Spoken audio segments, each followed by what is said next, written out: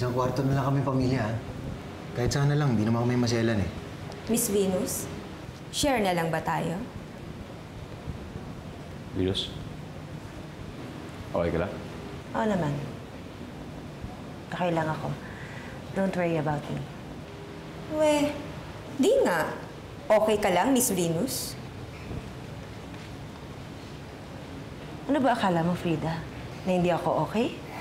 Bakit?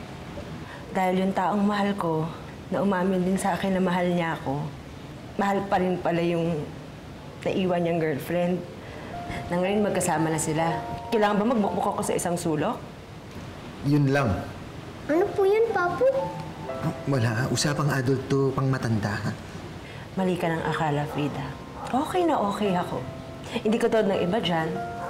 Yung ibang yaya dyan, na zero ang love life. Dahil hanggang ngayon, never siyang pinansin ng lalaking mahal niya. You, no?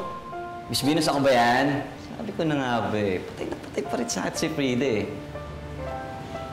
Ang dami mo namang sinabi, Miss Venus.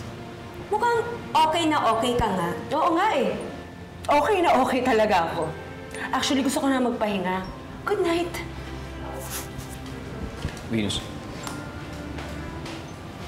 Totoo po bang dalawang minamahal niyo, Ninong?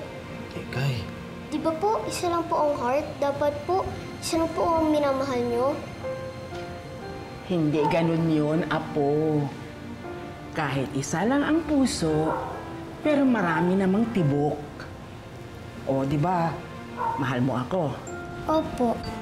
Mahal mo ang papo mo. Opo. Mahal mo ang ninong mo. Opo. O, di ba? Pwedeng magmahal ng marami, pero sa iba't ibang paraan. Pero ba't, isa lang po dapat ang pakasalan niyo? May point ng bata ron. Problema na ni Pepe yun.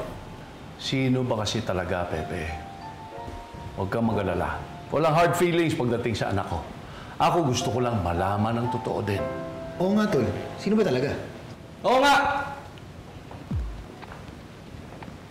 Yung di mo pipili nga ka na lang, ha? Kaya naman, ang dami na nga natin problema. Yan pa iniisip ninyo. Oo! Tulog na tayo.